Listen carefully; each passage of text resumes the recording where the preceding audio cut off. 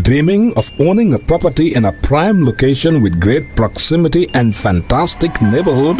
EJ Investments Sanyang Seaview Estate is the best choice you have been waiting for. Our Sanyang Seaview Estate is approximately 15 minutes drive away from the busy hub of Brusubi roundabout and into the heart of nature, where you can have a peaceful and relaxed lifestyle with your family. You can buy a finished 4-bedroom story with 5-year flexible payment plan or a service plot with 2-year payment plan option. With over 300 homes, you will enjoy big tar roads with covered drainage, modern electrification with solar street lights, gated entrance with security post, and a breath-catching experience of our beautiful sea view and lake view. You can own a home today at our Sanyang Seaview Estate. Call us today on 446-4838 or 325-9220. Visit our website on ejinvestments.net.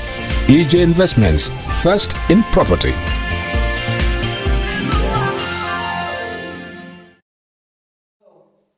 Welcome back from that short entrepreneur segment. We will now go back to the program proper, the schedule proper, because today we had a little mix-up here and there. We will now allow Lamin Cham to take us through the newspaper review. Lamin. Good, and where best to start than the coalition talks. Last week, the Standard came out with a report which kind of linked the proceedings at the Kairaba between the stakeholders of the coalition, minus the People's Democratic Organization.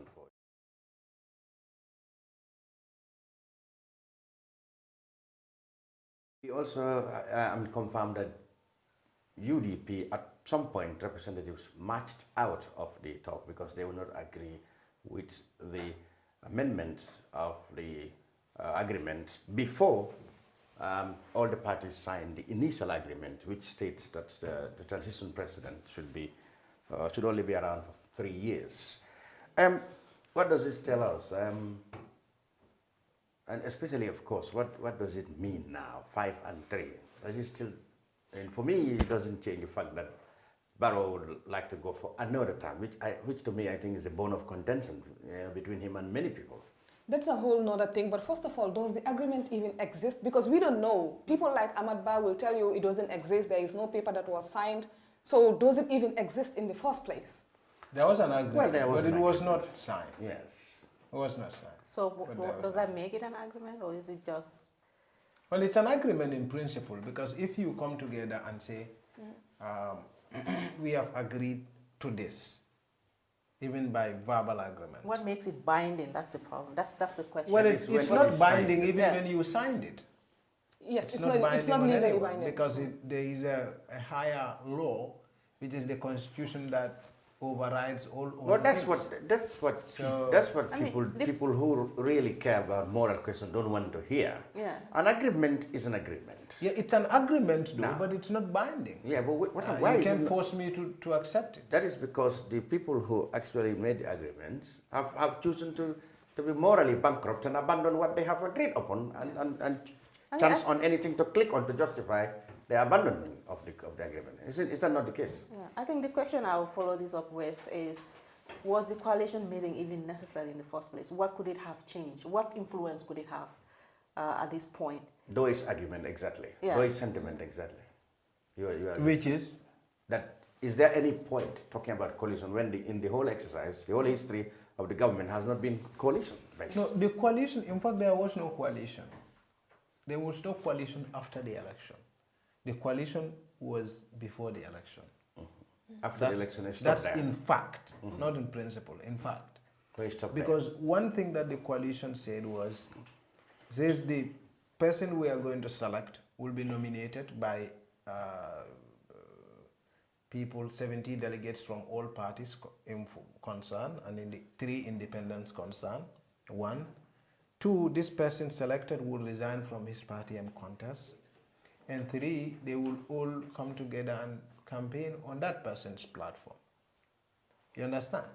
No, these were the only things that were honored. Yeah, but now, forget about... After Barrow became president, one of the things was he was not supposed... Don't do the Halifa Saleh thing on us. We understand the history. Yeah, but so that was, I'm just trying to explain that the coalition only ended at the beginning. It only ended before the election. After the election, there was no coalition. Why are they meeting now then and calling it a coalition meeting? Yeah, I mean, there was I no said this coalition year after the before. meeting. I think what the coalition, especially under the leadership of Fatmata Tambajang, is to revive themselves, to feel that they still have relevance, which is not necessarily the case. And also, I think this is going to play for Barrow because it's going to legitimize from a moral perspective. Already the Constitution have empowered him to serve for 5 years, but now from the moral perspective, if the coalition in quotation, goes back to reaffirm his intention to run for 5 years, that is giving him legitimacy. I think that's exactly what they are doing. So, but otherwise, so now you are saying that this whole convening of this so-called coalition meeting is just conceptualized by Barrow or people who close to him to legitimize Barrow's 5-year term. All right, to have some moral argument. Now it's okay. It's the coalition members who now said. Coalition have now he said he was not. Isn't that? He said at one time he said he was never going to consult anybody on that matter. Has he gone back? I spoke to one person, an executive member, in fact, second to a particular party leader, second assistant secretary general of a leading party in the coalition, who told me in the conversation we were having he told me, you know, this 3 years got nothing. There is going to be chaos in the country if we don't. So you can see the thinking. It's the 3 years got the chaos, anticipation. That is why the coalition is in this meeting. Barrow had said he would never consult anybody else. He once said that. Yeah, but he can. Barrow had said a lot of things that he changed now. Do. No, it's not by the current process is changing. You know, power. You can. What I'm trying to say, what I caught from his mouth is what I'm quoting him. He had once said at a press conference that he does not need to consult stakeholders of the coalition, whether he's going to stay or 5 or 5. Yeah, but now, he realizes now it has been done. So what's happening? No, I think he must have realized. He's not behind this. No, but he must have realized that you cannot address this with arrogance. People can take to the street the best. So he realized the worst you can do is to kill them. In which case you are ruined yourself. Yes. So you don't treat this with arrogance. You have to he play some politics. Okay. Now what do you make of this operation? The 3 years Jordan who've been arrested at the scene. Before we go to that, can we look at UDP's position? Yes, it was UDP from the onset that backed Barrow on his desire to serve for 5 years. No, Barrow never had. Let's say. I mean, it was a UDP. No, Barrow had always had the desire to go for 5 years. Yes. Now, okay, So UDP, we could say UDP emboldened him. Yes, exactly. So that happened. Let's say it was well. To be fair with UDP, I'm saying, because now they are changing their tune. They said it was Mr. Dabo who said that nobody, if anybody tried to stop him, 3 years, he will use the constitution to take that matter. So he didn't say that as a UDP leader. Now UDP is saying that was his opinion. Whether that is, but nobody challenged Dabo anyway from the UDP. No one challenged. In fact, he was being defended. Now it looks like this. Yeah. The UDP never had any problem with Barrow serving. But let's also say that Dabo still stand by that. Now listen. Because he said it in their last meeting at Basse. Oh, he still stand by that. That is 5 years. So the UDP's problem has not been whether Barrow should serve 5 years. The UDP's problem and the bone of contention between Barrow and the UDP is his desire to run after 5 years. That is the problem. Now, what is the take of the Gambian people, minus UDP, minus GDC, minus DOE? What is the contract between us as Gambians and them now? It's what the Constitution provides. No, that's not the contract. The contract they have had with the electors, in as much as I personally disagree with, is 3 years.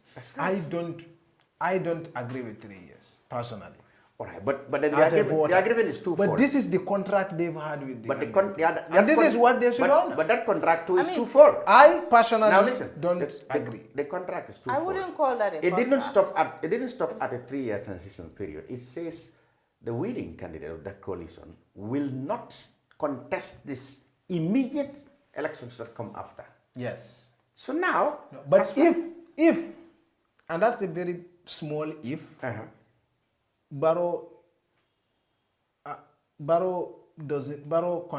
continues after 3 years. That means there is no agreement now. Now, listen. In fact, there is no agreement. We are just wasting our time on 3 years, 4 years, 5 years. There is no 3 years, there is no 4 years, there is no 5 years. That's only Barrow has put that in the back burner. There's 5 years because that's 5 years is in the constitution. Yes. Yes. But the point is the coalition has long been thrown out of the window. That's the truth.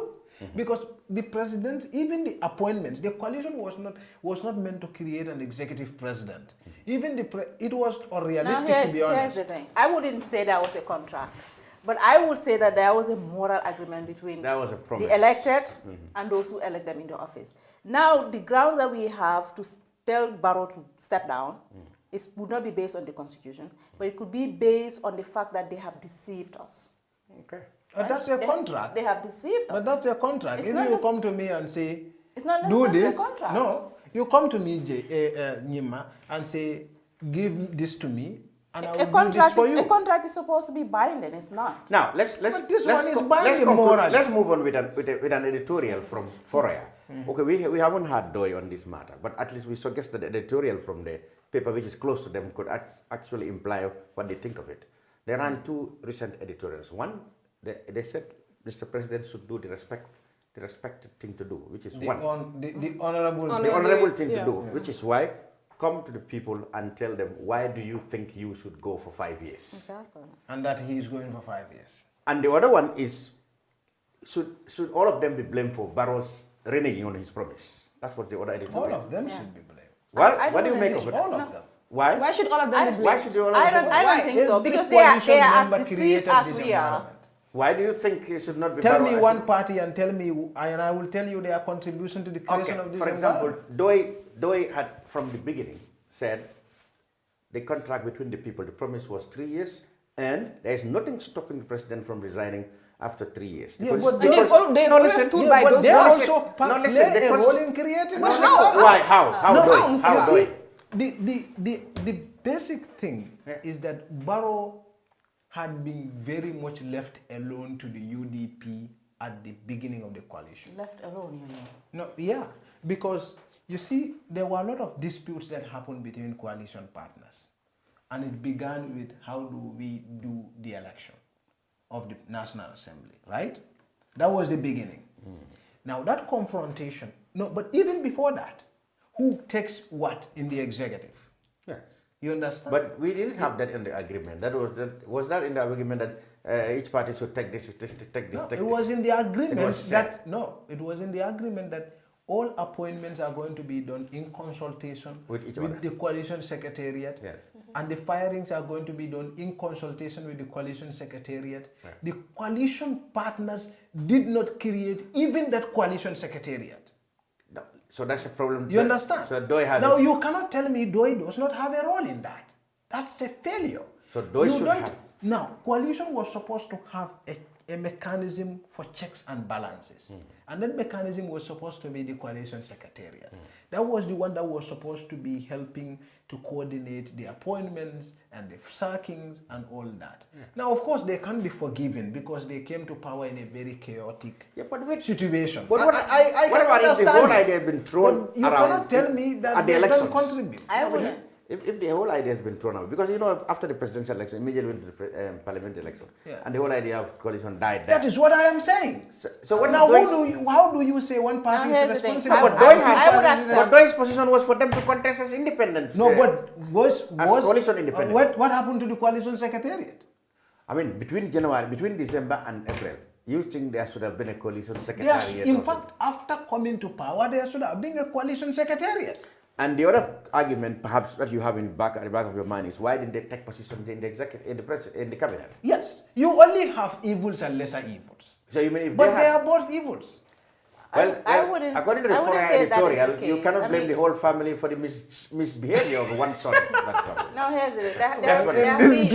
But who gets the greater part of the blame for destroying the coalition spirit? Mr. Barrow and the UDP. You don't do that, but in Badibu you do. Now, who get the biggest part now of the blame for destroying the coalition? Well, Mr. Barrow and the UDP? I think Mr. Barrow, of course. Mr. Barrow and the UDP. You have UDP to blame. No, Mr. Barrow and the UDP. Look, Mr. Barrow is a mature. This guy was in Germany. He came home by himself to do a business here. Don't tell me he's a kid. So Mr. Barrow is a matured person who knows what he's doing. Mr. Barrow is Look, the first question Mr. Barrow was asked at his first press conference when he came to Dakar, he refused to answer his question on 3 years. Okay, Mr. Flat. So Mr. Barrow asked him, President, can you... So Mr. Barrow had he always... refused flat to answer the question on 3 years. Wanted to he has never wanted to stop at 3 years. At 3 years, okay. So there was nobody who emboldened Wasn't there any interview where he said no, he's going to stop at 3 years? There was no. I mean, there was an interview with this one, the Senegalese TV, TFM or whatever, where he said, but I think that was in Senegal. What guy named Korga or something. Yeah. I don't remember. But this one that Sirif Junior asked him at his home in Yaram, in Bruford here, Tough Heights. He told him, well, we will discuss that with our coalition partners.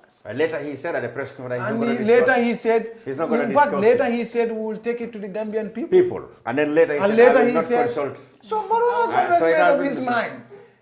You understand? Yeah. Now let's move on. One thing I can agree to is that the whole coalition failed before it even began. Yeah. If you're going to make agreements like this, the first thing we expect is that you are going to append your signature on it so that it becomes binding on however, whatever binding means to anyone at this point. But that's where the first failure began. And the mechanisms that were supposed to support their agreements were not also established. And so that all of these things give room for one person to decide, okay, I'm just going to do this because the Constitution have empowered me to do that. What the agreement that was supposed to be there that I should consider from a moral perspective doesn't exist from their point of view. In other words, that's the point. All this now the two most basic things that should have been established were not established. This is the point. So, just as Doi had said, I can forgive them for it. The whole because thing they about came to power in a very chaotic they had good intentions, circumstances. Yeah. What about the people who've been arrested at the scene? Some couple of Kiankas. Maybe they are included by the Bunkai. But they call themselves No, there is no 3 years Jotna. 3 years Jotna. And they say they are not UDP. Many people are I'm not supporting 3 years Jotna. You're not supporting. Yeah, but do they? I don't agree with that. So they have been arrested. What they said was ridiculous. They said they don't have a permit. The question is not whether they should be arrested or not. There is a fundamental flaw in our laws, which says you have to receive permission before you go out and protest. As long as that law is there, these sort of arrests are going to be justified. I think some of these unnecessary So laws for me, here is the point. The context is very important. These people, who are they? Where were they? Should it matter? At the time they were being arrested, it matters. At the time these people were arrested, they were at Senegambia. What was supposed to happen at Senegambia on Friday? Coalition meeting. Yes. Okay. These people were actually at the ground of the meeting. This is Protest. normal. Yes, this is normal. When your leaders are going to meet, you go to them and tell them this is what we want. So this is very normal. So they are right in violation by being arrested. Is preposterous. So there's no excuse for that. I don't agree with. For me, I'm a 5 years guy. Okay. But do you agree that if you agree with 5 years, do you agree with the fact that the president should also seek another term? You have no problem with that. Look, it's us Gambians. It's up to us, man. We can vote for him and we can kick him out. But that means the agreement is out of the window. I mean, the agreement is out of the window, and I'm not a big fan of fight. All right, so let's move along. We move on now. The more the charge, the charge now that the PIU faced over the Faraba incident now been reduced to, or will you call it reduction? Manslaughter. Reduction to manslaughter. When you look through the recommendations and the findings of the Faraba Commission, did you think these people have been let off the hook by reducing their charge to manslaughter, which could actually end in them serving only 5 years or probably 10 years or probably? Oh, but it can also go for life. Yeah, but then it can even be reduced to 1 year, 2 years, etc. But it can also go for life. But given the gravity of the situation, would you say this is a reasonable charge, or they've been because of course the objective had been to remove to let them go free. Had there not been that upheaval when it was said that it was State House that recommended it, Minister of Justice? Personally, I was with a security guy some time ago. It's a soldier. And he told me He's a camp commander, and he told me oftentimes it's the civilian leadership that messed up, and we are called to take care of their mess. Yes. Now, for me, that is why I'm not a big fan of this Faraba thing. And that is very true. I'm not a big fan of this Faraba thing. This Faraba thing drags on. The Interior Minister was aware of it, the IGP was aware of it, the government was aware of it, the Faraba Committee, BDC was aware of it. Every stakeholder was aware of it. And they let it spiral into the position it was. They killed these people. It could have been prevented. So then They created the environment for the murder to happen. They killed them. So where then lies If the you are problem? not prosecuting those people, I don't see why you should I mean, these young guys May are I say just... something? But do you think they were thrown under the bus? Then the because president- I think they must have taken the command from someone. Then the president was the president was right then to come out with there that may not recommendation. even, there may not even be a command. leave him. But here is the thing. I mean, from my point of view, both the security officers and people who had been killed were victims, right? This is something that has been brewing for so many years. There were people who were directly involved as far as corruption, as far as negligence, as far as mediating were concerned, and they didn't do their job. And also, it would be outrageous to refer to it as murder because it's not premeditated. These are people who were on the ground and they had to respond, at least from the information that we got, to defend their own lives. Self-defense, yeah. To defend their own lives. But one would agree and say you couldn't have defended yourself in another way rather than use your life. So it's a very complicated matter. It's not black and white. So now, was the president not right then? It's not his prerogative. Exactly. That's where it's not. wrong. That's where it's wrong. So was it not right then to say, okay, to do what they have recommended, compensate the victims and let everybody forget? No, it's not his that's prerogative. That's not the solution. A law has been broken and the law must take its course. Yeah, and But then you are saying that those who should be punished are not punished. No, we're not saying they should be. We're not saying they're supposed to be punished and they're not being punished. We say let the law take its course. The law is going to determine whether you are suggesting whether what they have been accused of. You are suggesting that the people who actually started, who could have prevented all these things, are the people to blame, and they are not being accountable. No, but we can say that. Like the politicians. No, we can say that, and that would be our opinion. The president can say he's going to forgive them. That is his opinion. But now it is the law that takes its course in this case. So people have been killed. Somebody fired a shot. The law has to determine whether or not they were defending themselves, as they said, or they had actually premeditatedly murdered people.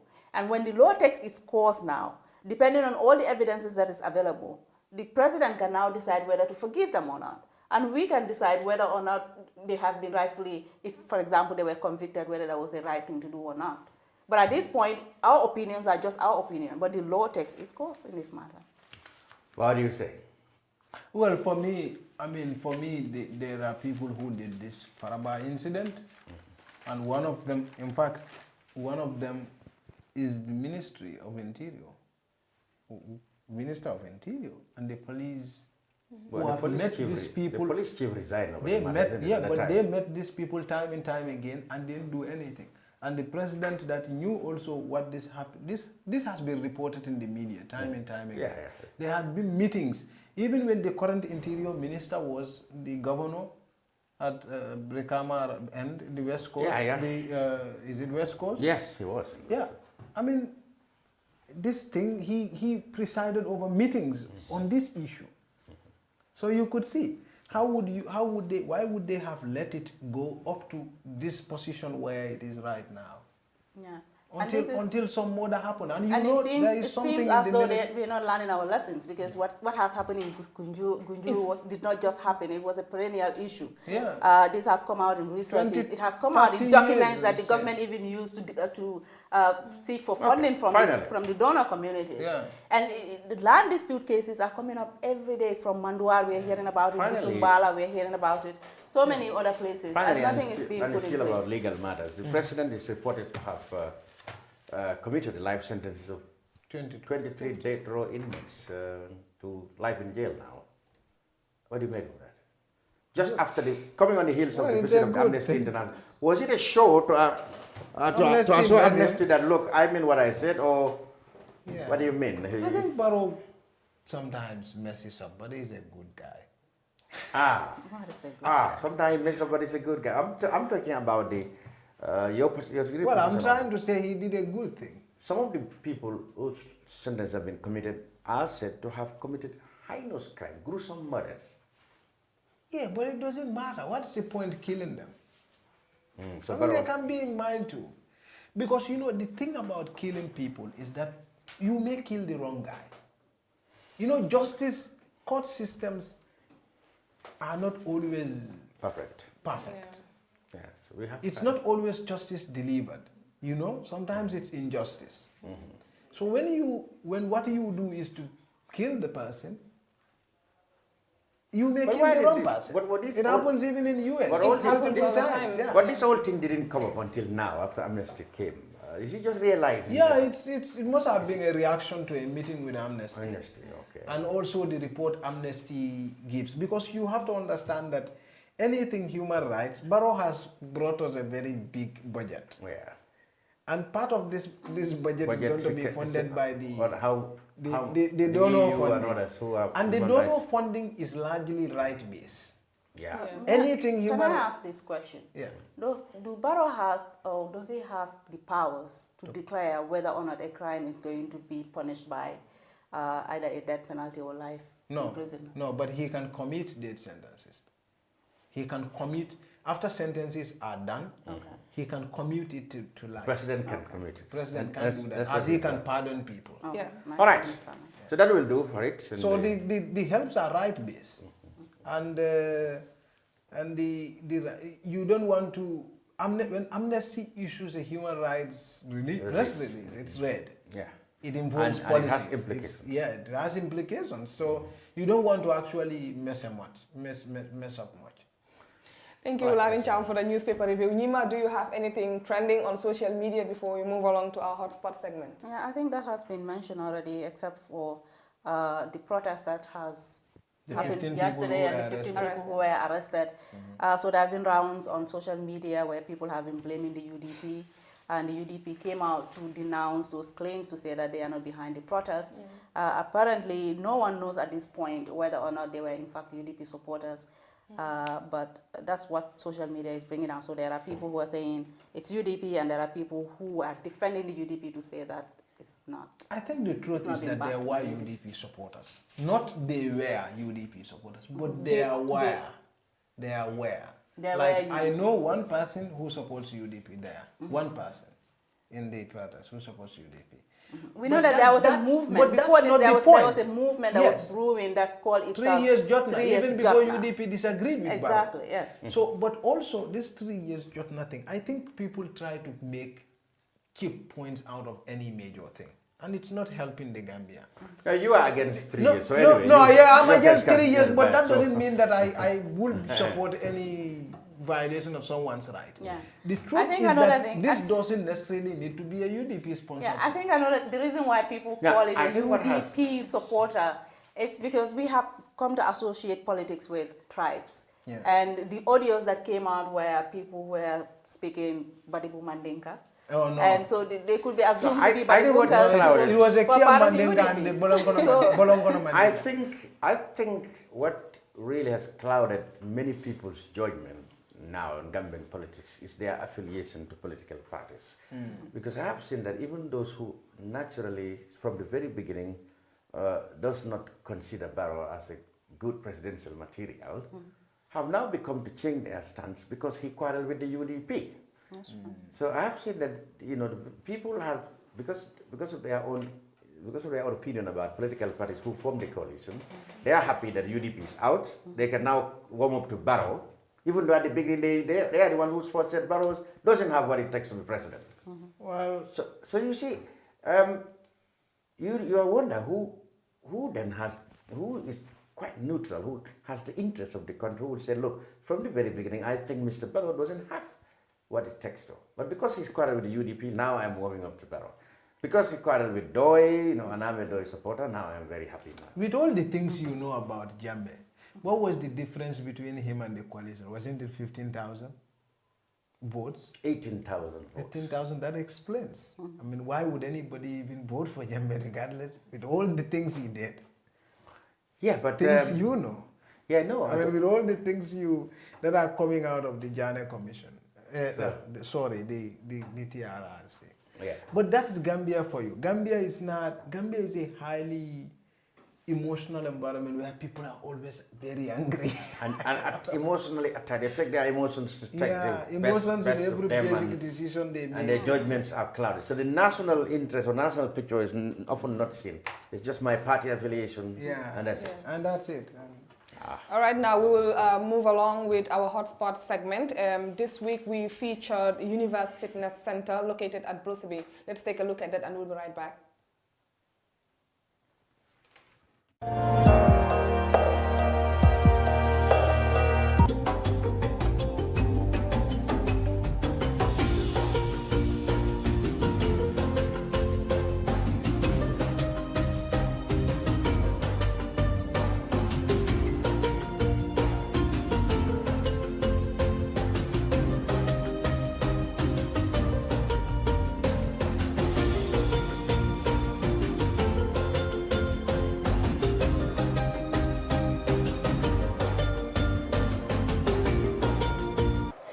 My name is Ibrahim Osonko from Universe Fitness Center at Bruceby.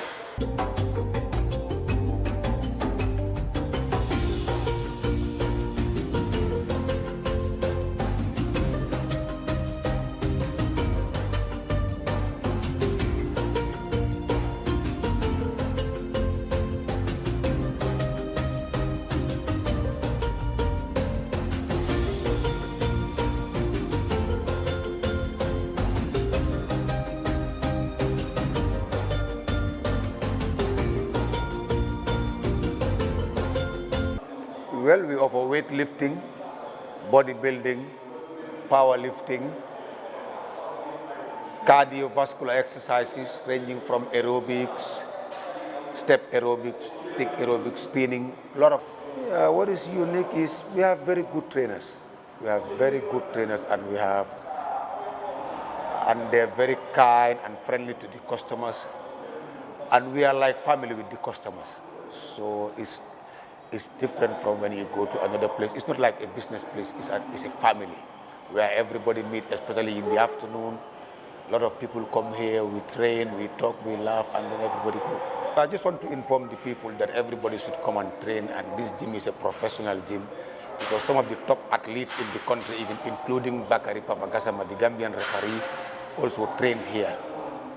So we welcome everybody from the lowest level to the highest level. Everybody is welcome. I will tell them to get out of their houses and start exercises. And when we say exercises, or when we say training, it does not stop at the gym. It ends at the gym. Somebody can do exercises at home. Somebody can do it on the beach.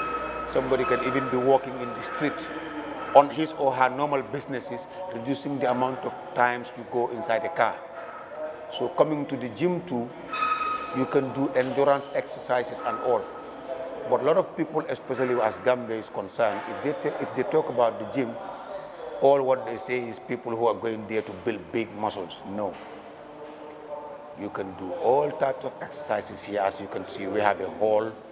There are some people, you will never see them inside the weightlifting, especially the women. They go to the hall, to the spinning hall, or to the aerobics hall. Sometimes they do come here. So in general, the people who are at home, I will tell them to start exercise because it's very good, especially against these chronic diseases nowadays.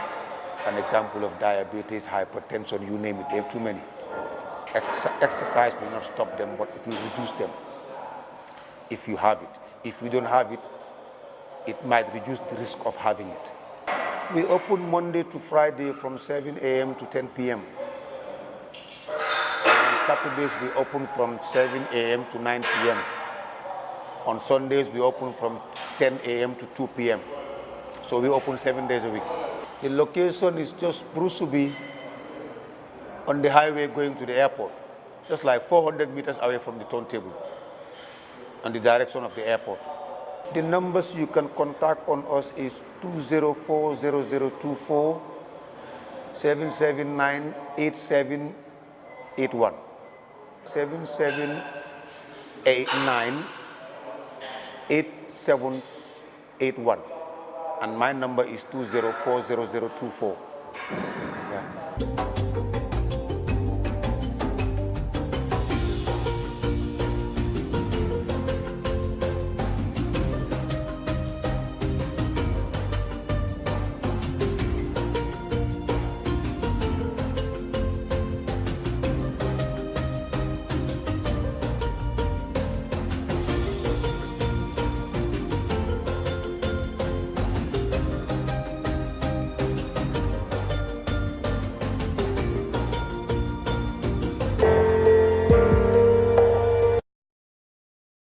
from that short break, we will now like to introduce our second guest today on the show, who is no other than Madi Jobateh, renowned Gambian human rights activist and, of course, country representative of the Westminster Foundation in the Gambia. I know they launched a program recently for the reform of political parties in the country. Mr. Jobateh, can you tell us a little bit about that program? Thank you.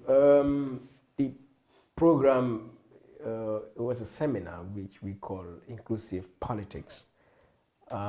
It's coming as part of a bigger program which is called the Commonwealth Partnership for Democracy, which was launched at the Commonwealth Summit in London in April 2017 or 2018 actually. And so the idea of the program is to promote inclusive and accountable democracy within the Commonwealth. And 18 countries of the Commonwealth were targeted, and Gambia was one of them. So in the case of the Gambia, we decided to focus on political parties, how to make them more open and inclusive of women, youth, persons with disability. So it was launched in November 2018. And so this is one of the first activities. In January, we had brought some representatives from the major parties from the UK, the Labour, Conservative, and the Scottish National Party. Some sort of a conversation with Gambian parties to share experiences, you know, all with the intention to see how to enable our parties transform, become more democratic internally, strengthen their institutions, processes, structures within the parties, and you know, particularly make them more inclusive. Even though we know women and youth are highly active politically in the Gambia, every party has a women's wing and a youth wing. But when you look at it, to a large extent, these sectors of the population are utilized to mobilize votes, you know, to organize campaigns, events, the fanfare. But in terms of actually having voice and power, influence decision making within the parties, you know, that's limited, and even more limited is their representation. Yes, the representation. You know, so that if you look at the women sector at all levels, hardly women are nominated to stand for president or National Assembly member or councillor. And so women representation in that area, there are currently only 3 elected women are in the parliament. And out of 120 or so councillors, less than 20 actually are women. So meaning women also constitute like half the population, and they're highly active in the party. So how come they are, you know, represented very, you know, low in institutions of decision making and power in the country? Not to mention, of course, I mean, if you look at all the political parties, all party leaders are men. There's no woman party leader. You have only one party, probably that's UDP, with a deputy woman president, sort of. Yeah, and how do we explain this? You know, and so many other issues about youth. I mean, I know all of the parties, as I said, have youth wings, but then what has been really the voice and influence of these youth, the youth sector within the parties? I mean, and we don't even talk about persons with disability, really. Which party has a policy on disability, for example? What are parties doing to engage on the issue of disability in the country? You know, people will be surprised to know Gambia doesn't even have a domestic legislation on disability. So there's this disability bill, which is probably 10 years old now, that the Gambia government has failed to ratify, to enact into law. But again, which party is really taking up the issue of disability, you know, so seriously that you really advocate for something like that? So all of this considered, especially within the broader framework, because, you know, that's the point I made at the luncheon. Political parties are the pillars of our democracy, of our governance, because the president comes from a political party. National Assembly members come from a political party. Councillors come from a political party. So political parties have a, you know, recognized by the Constitution, by the Elections Act. There are governments in waiting if they are not in power. So political parties have a direct input, influence, role in our entire governance and development. And so they are not something we should take lightly or as a joke. So if a party is not democratic, if a party is not inclusive, if a party is not accountable, and that party wins the elections to control the government or the parliament or the area council, how do we guarantee that that government will be democratic? Because it's coming, that president is coming from an area that was not democratic. All right. But apart from that, you see, political parties, their job is not just to get votes and to win election. For me, political parties are the primary accountability institutions that should check the government. All right. Now, when you look at also policy, lawmaking, in a true democracy, it starts from the parties. What is the position, the perception of a political party, say, on disability? So that if today we have a political party in the Gambia that has a policy, a position on disability, what are you doing to utilize your members of parliament to enact that law? Now, if I have a party that controls government, I know now we have a coalition government, and so all of those parties, you control the executive. What is your position on disability such that you would make sure that your government presents to parliament a disability bill? So when you look at it, therefore, our development, our good governance for democracy would go good or bad based on the role political parties play. And you look at any democracy, that is what political parties do. But in the Gambia, our political parties are hugely limited. They are underutilized, they are underperforming.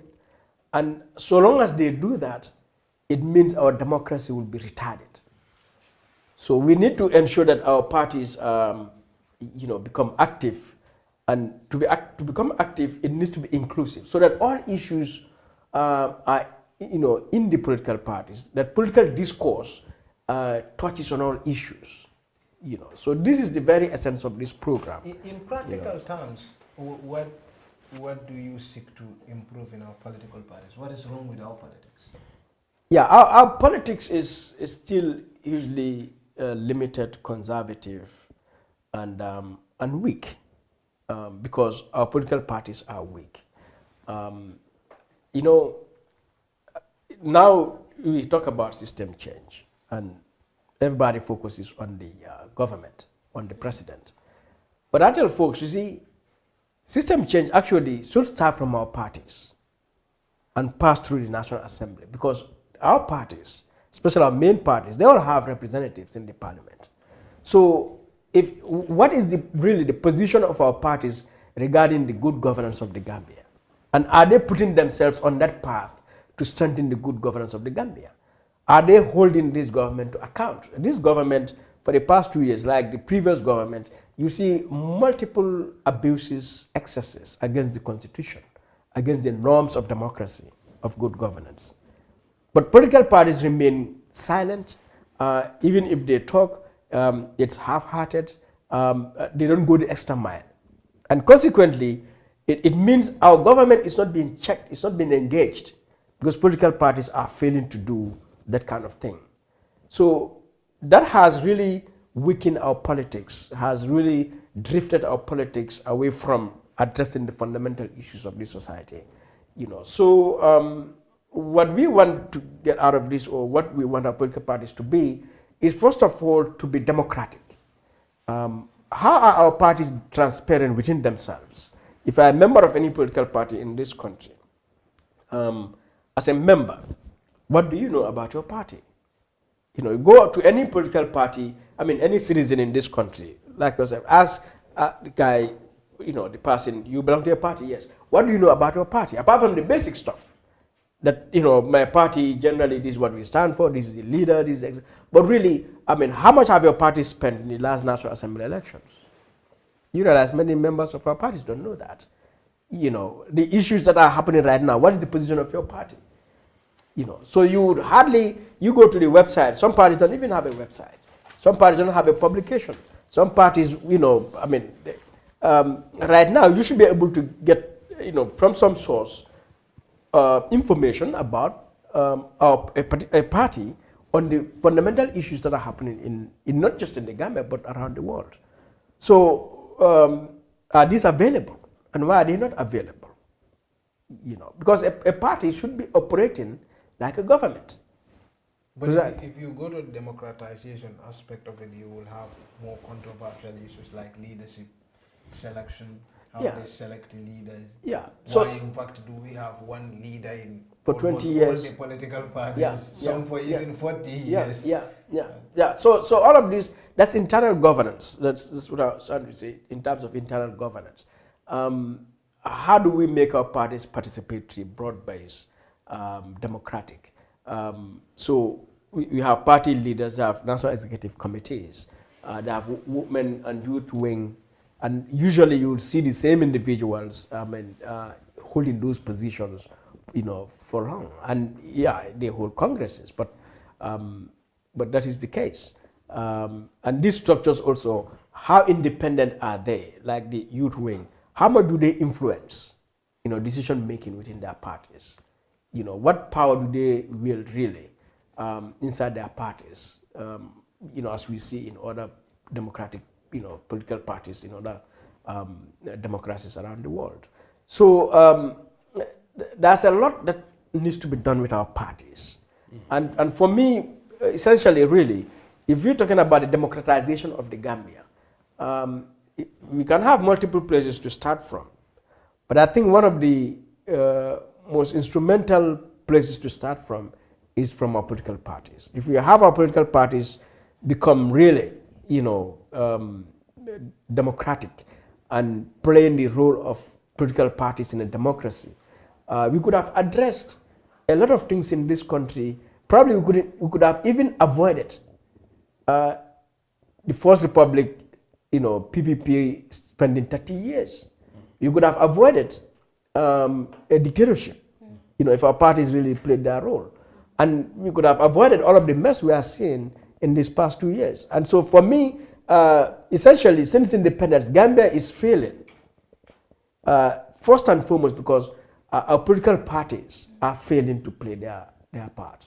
Now, I agree, and you're suggesting that if the political parties themselves are democratic in their nature and their doings, these, when they come to power, naturally this will be transferred to the way the country is. For example, why isn't it possible for political parties to accommodate or embrace changes within themselves? Like, it was unthinkable for anybody to stand against Jawara under the PPP. I mean, he 1981 December, he mentioned that he probably wants to take it back. We all know what happened. 1992. No, it was 91 December. People always have this mistake. It was 92. It was the Congress before the 92 elections. Okay. It was in Mansakongo in December 91. Okay. Now, it was unthinkable for anybody to stand against Jammeh and APRs. Even if he's away, he's still the, what is the kind of leader they call him? Supreme leader. UDP, if somebody had, stood against Dabo at the last convention in December at the Cairo, at the Paradise, you could see nobody can pour water on that uproar. So, Ahmad Ba, Majanko, they said you are even out. You still said you are still there. So, why do you think these things are not happening? Once leaders are there, they are there until the time they want to go. Nobody challenges them. Yeah, I think fundamentally is the failure of leadership.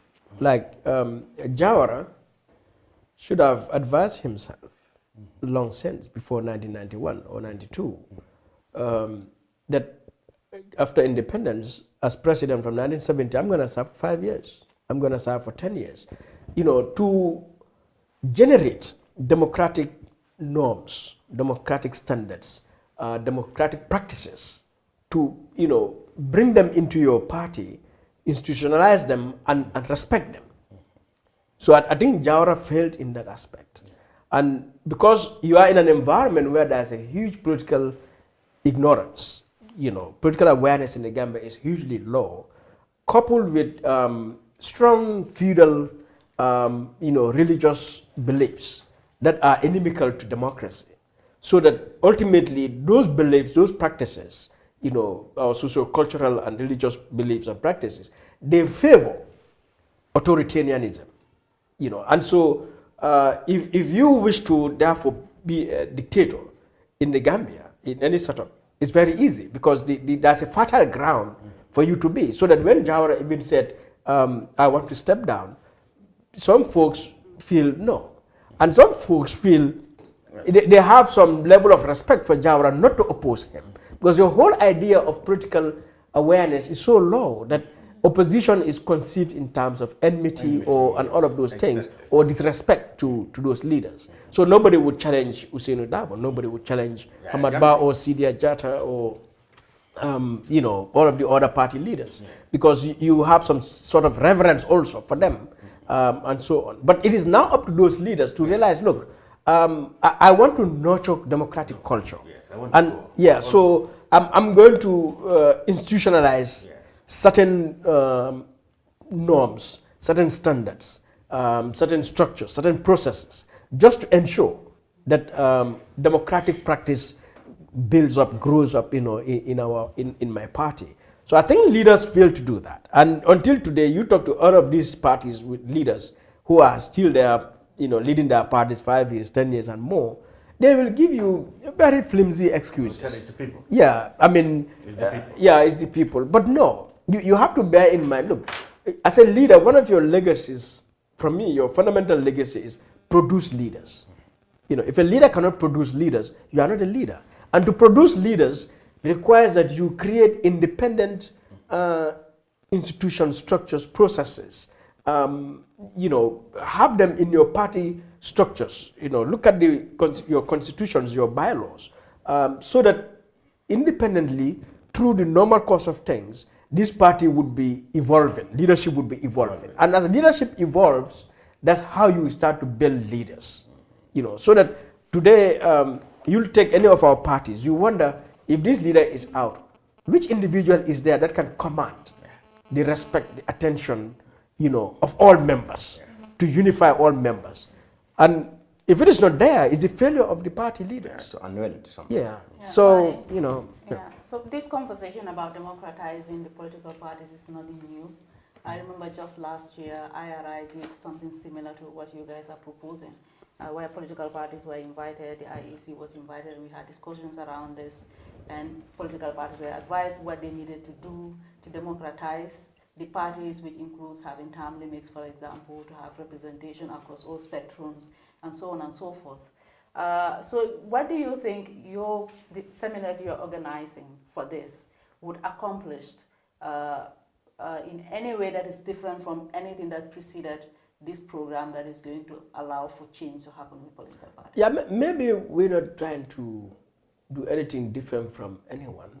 Probably trying to complement what everyone's been doing. Yeah, but my point is, if this is happening and we're not seeing the results, do you think because something different need to happen then? No, I think the same approaches need to continue, because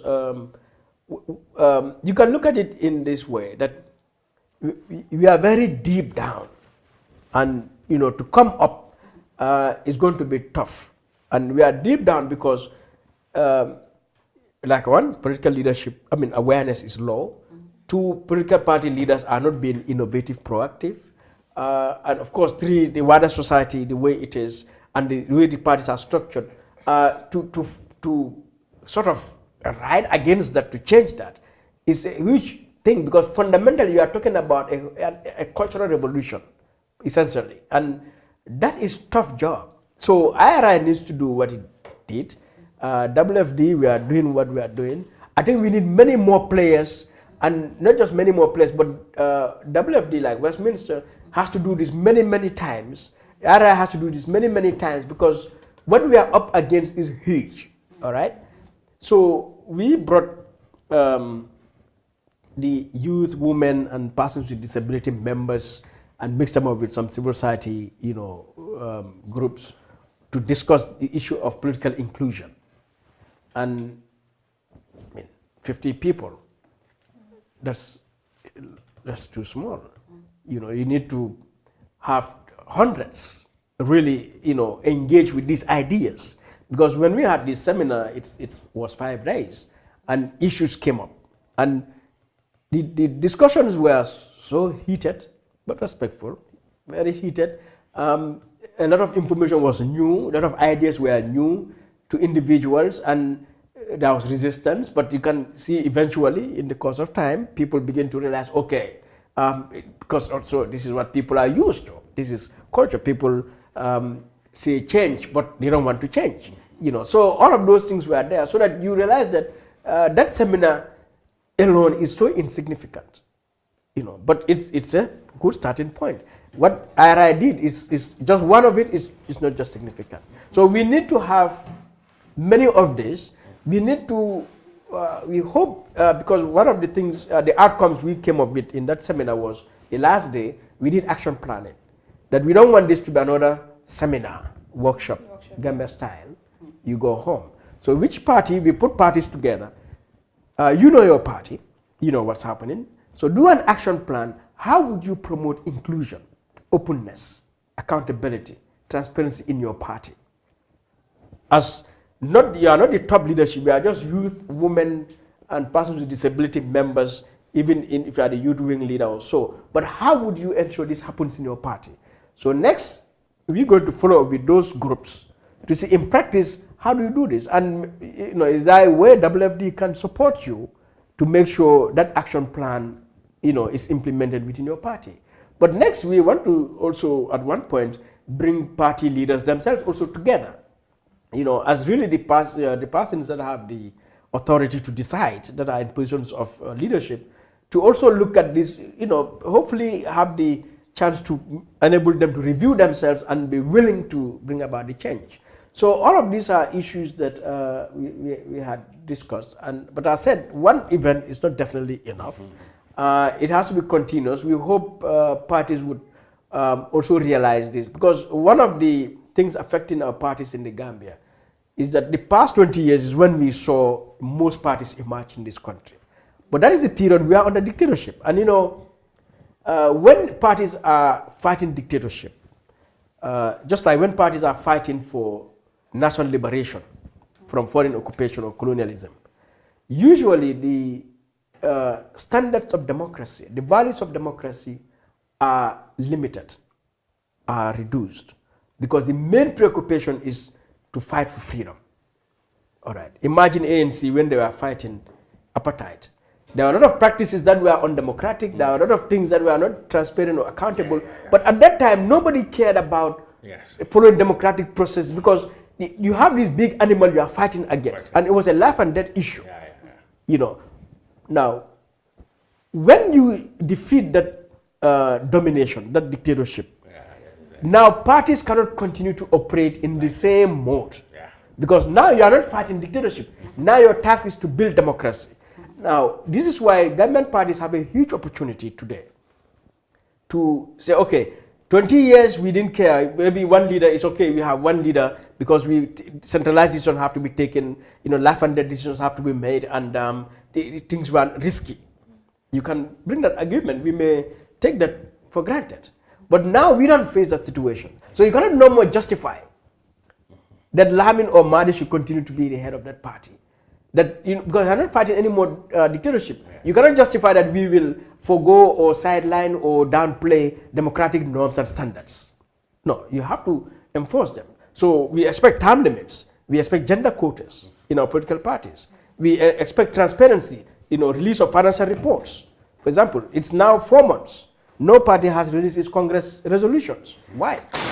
You understand? If you want to access today any party's constitution, can you do it openly? Go to their website, whether you will see that constitution there. Go to the bureau and say, look, I want a copy of your constitution as UDP, NRP, DOI, APRC, blah, blah. And see whether they will tell you, okay, they're over there, just pick one. All right? And until these things are really transparent and available, our parties to be democratic, and therefore the country to be democratic would be very slow, would be very difficult. But our parties have this huge opportunity today, and this is what WFD and IRA and others have now offered. This is the moment you need to begin to transform your parties, to become truly democratic, to contribute to the democratization of the Gambia. If you fail to do, you will contribute to killing your party. Look at the ANC. During the days of apartheid, ANC was popular in South Africa. But since apartheid ended, even though their last election was a few days ago, but you can see their popularity is reducing. You see the party is splitted. Who would have thought Julius Malema would leave the ANC and become an arch rival or even enemy of ANC? But all of these factors are taking place because ANC also failed to do the necessary transformation in good time, efficiently. And so they are paying the cost. But as I was talking about leadership, look at Mandela. He was leading the party in the fight against apartheid. When liberation was obtained, naturally he was the party leader. Everybody respected, loved Mandela. But Mandela had the wisdom that my role was to fight this dictatorship, to fight apartheid. Now that we've won, I'm going to serve only one term.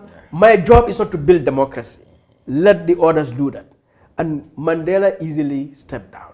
Now compare that to Mugabe, another very respected, leader in those days, but failed to do what Mandela did. And so I don't want our parties to do the mistake of Mugabe. Let them follow the example of Mandela. We have huge respect for Ousainou Darboe, for Sidia Jatta and Hamad Ba and Halifa Sallah and all of those people who were there fighting this dictatorship. Not Fabakary Tombong. That's what I said. Definitely not. All right, but they were there. They have to have the wisdom, the willingness, the ability to realize, look, this new Gambia, some people have to build it. Yes, we will give our support in other ways, in the party, in the country. But we have to give way. Yeah, but we have to let the party evolve. And in some way that will invigorate, Yeah. But don't you also think, maybe one more thing on this particular issue, don't you also think you're dealing with a bigger force? You've talked about the federal concept of the people, the religion of the people. You have people who are still saying President Barrow is chosen by God. And, things like that. Then you are dealing with the grassroots and not necessarily the ones who are beneficiary of that federal or that religious concept. Because if you are dealing with leaders, you are dealing with beneficiaries of that practice. Yeah. So that has to change. And no one has a responsibility to change that than the leaders themselves. It's so, this morning or last night, Facebook has these thing memories. So they brought out one of my posts 6 years ago. And it was a quote by Voltaire. Those who do philosophy or history would know Voltaire was one of the leading activists in France 200 or so years ago. And he practically made the same point, that when leaders want to mislead, want to become tyrants, they would invoke these ideas of God. Yeah, and in Europe, in those days, they had these divine kingdoms, kings, stuff like that. And so coming down 200, 300 years later, and here a Gambian leader speak about God and his leadership, it tells you leadership failure. Because that leader should be one that should generate cultural revolution, to bring a change in the mindset of the people, to bring change in the culture of the people. All right. So that is there, but this is where these party leaders have to play a role. When the president said so, for example, the vice president, they said God put them there. We didn't see any political party issue a statement. And for me, I think that is a huge threat, and a huge issue for which all political parties should have come out in full force. Because that statement is the very ingredient for the building of tyranny in any society. And our political parties, that is one of the roles of a political party in a democracy, to hold government to account, to hold elected officials to account. So I would have expected that, in fact, if I'm in a party, really, in a position of leadership of influence, I'll call my party to organize a protest for the president saying God put him there. Because that's a direct threat to our constitution, to our democracy, to good governance in this country. It's a clear attempt to build dictatorship in this country. But will the president be justified if he's speaking to the people who say exactly the same thing? Yeah, so Perhaps it doesn't justify, it just shows the president is taking advantage of the political ignorance of the people, and which is dishonest to me. But that president, but also the party leaders, it is their task to train people, to enlighten people that, look, the sovereignty of the Gambia does not lie in God, in Allah. The sovereignty of the Gambia resides in the people of the Gambia. Gambian people, based on our constitution, we go to elect people every 5 years. God has no voters card in this country. God does not elect anyone, is not a citizen of the Gambia. So it is outrageous for anyone to bring that kind of idea, you know, at the public platform, particularly if you are elected by the people. To have the audacity to tell the people, God put you there, God will remove you, or especially after people have fought weeks and weeks from outside and inside. I mean, the nationally to make sure that that vote that put you there is protected. And now you are saying it's God that did. For me as a party, if I belong to a party, I mean, I protested against it by writing it in the strongest way I could. As an individual. But if I belong to any group and I could influence any group, I would say we should have been on the streets to vehemently protest against that kind of a statement, that the president should take back that statement from where he got it from. I think he knows because he's talking to ignorant people. So perhaps, I mean, we've kept you too long, but maybe we could just briefly, let's wrap it up with the 3 years Jackman thing. What's your position on that?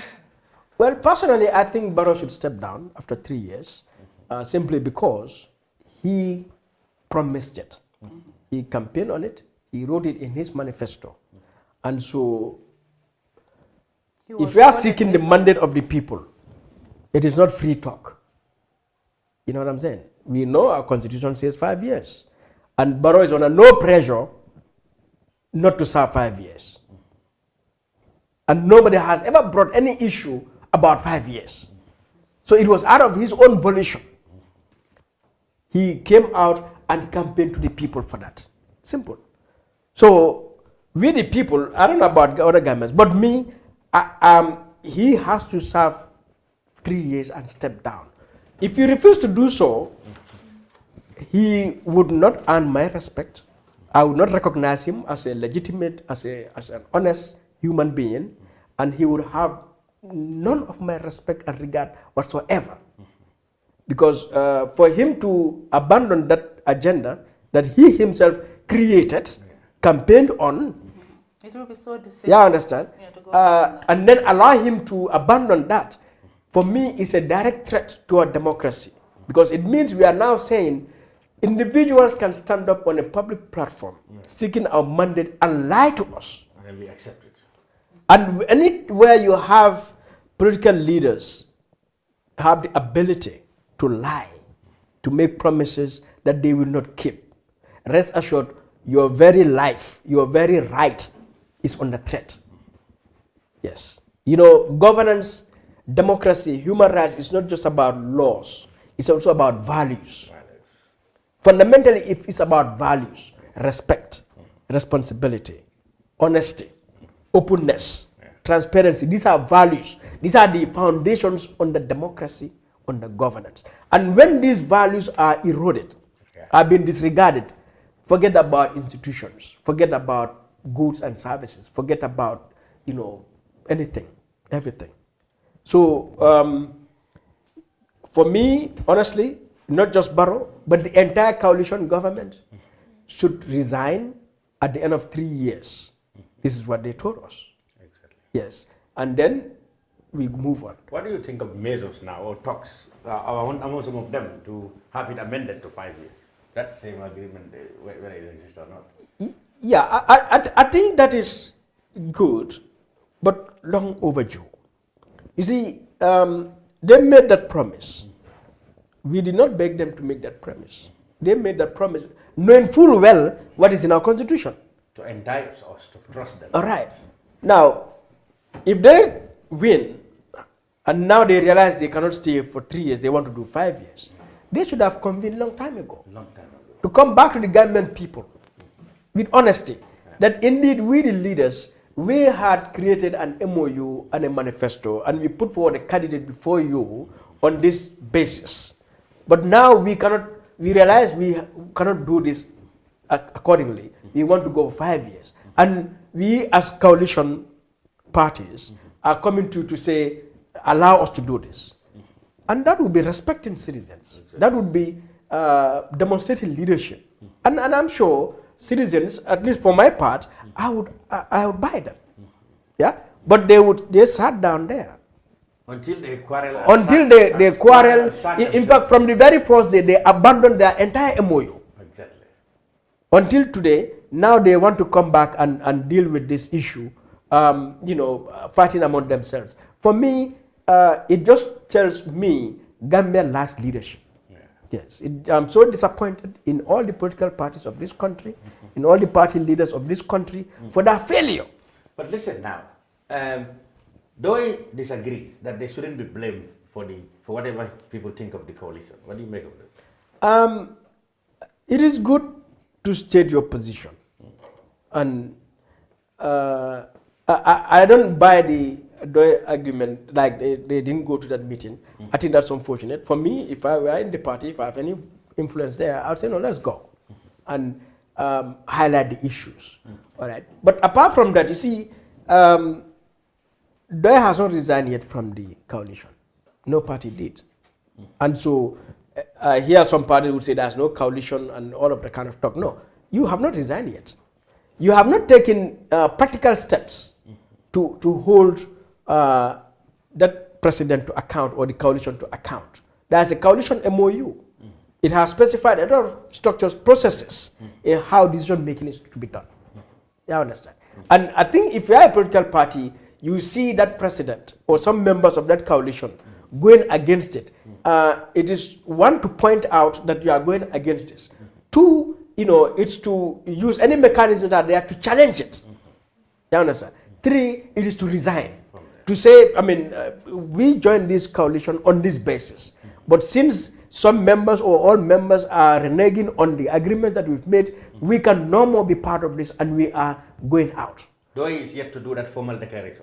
But they I haven't seen it yet. Well, okay, they just said that they're not going to be part of it because it was not, all the things you are outlining didn't happen. So they don't want to be part. So that's not enough. According to you, they should write and make a public statement that they are withdrawing from there.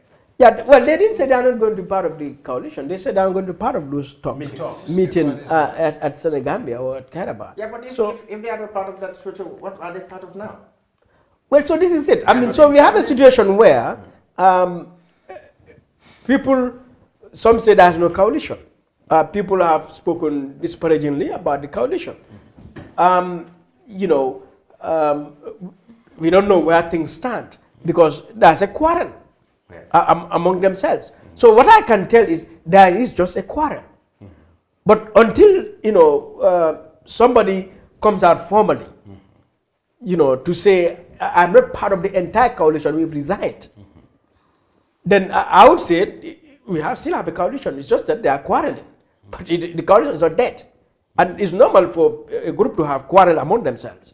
Yeah, and a party like Doi is a critical part of this coalition because they played a huge role in the convening of that coalition. So the financing. Yeah, so more than anyone, Doi has a particular role to play in holding this coalition to account.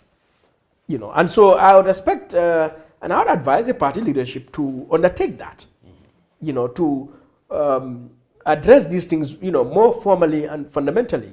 Than to say I'm not going to be part of this meeting. Because, as I said, for me, you were all part of this. Yes, there was MS since from the very first day, when this government was formed. Because if you go to the MOU, it tells you how ministers are to be appointed. But if you look at the way the first cabinet was constituted, you realize that Barrow did not give regard to the MOU. But at that very first instance, if I am in a party, I would have said, that is the very moment I'm going to resign. Yeah, I'm not going to keep quiet about it or just send messages on media, to, express a divergent view. Yes, you express a divergent view, but you've not taken a position inside the coalition. So I would have taken that decision right there. Yeah, and from there all the way down to today, we see what is happening. Yeah, Barrow sacked some ministers. They even went back to become his advisors. Yeah. So clearly there is some quarrel, but no party has taken a definitive position really in regard to the coalition. And you think people are justified to, as in 3 years, Jotna to take to the street? Oh yes, I mean they are citizens. They have a right to protest, to demand that Barrow respects the 3-year MOU, which means nothing stops anyone also to go and protest for Barrow to serve 5 years. That is also your right. But if citizens constitute themselves into 3 years Jotna, it's absolutely their right. And so I condemn the arrest yesterday of those individuals, and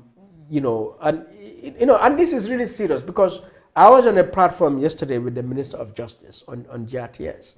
Gambia submitted its human rights report to the African Commission for the first time since 1994, and we commend that they've fulfilled that reporting obligation. We've seen Gambia gain, in the World Press Freedom Index. We've seen Gambia make gains in the Corruption Perception Index. Of course, we see in most cases, like right now, we are having this forum freely. Kirifatu is operating freely, like many other media houses. So once we recognize the gains we have registered, but we should demand consistency and progress. And that means we cannot be making progress here, 1 step forward and then 2 steps back. So you submitted a report on human rights in the Gambia, very comprehensive, detailed report, 169 pages. And the next day you go and arrest citizens,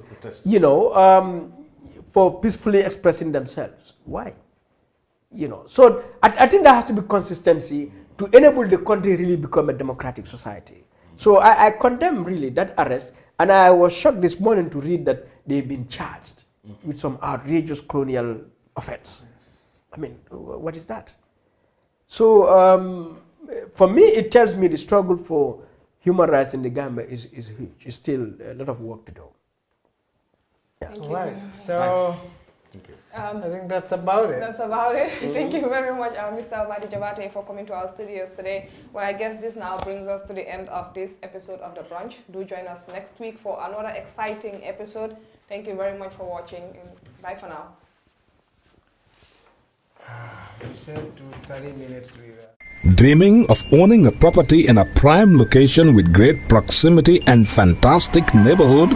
EJ Investments Sanyang Seaview Estate is the best choice you have been waiting for. Our Sanyang Seaview Estate is approximately 15 minutes drive away from the busy hub of Brusubi roundabout and into the heart of nature, where you can have a peaceful and relaxed lifestyle with your family. You can buy a finished 4-bedroom story with 5-year flexible payment plan or a service plot with 2-year payment plan option. With over 300 homes, you will enjoy big tar roads with covered drainage, modern electrification with solar street lights, gated entrance with security post, and a breath-catching experience of our beautiful sea view and lake view. You can own a home today at our Sanyang Seaview Estate. Call us today on 446-4838 or 325-9220. Visit our website on ejinvestments.net.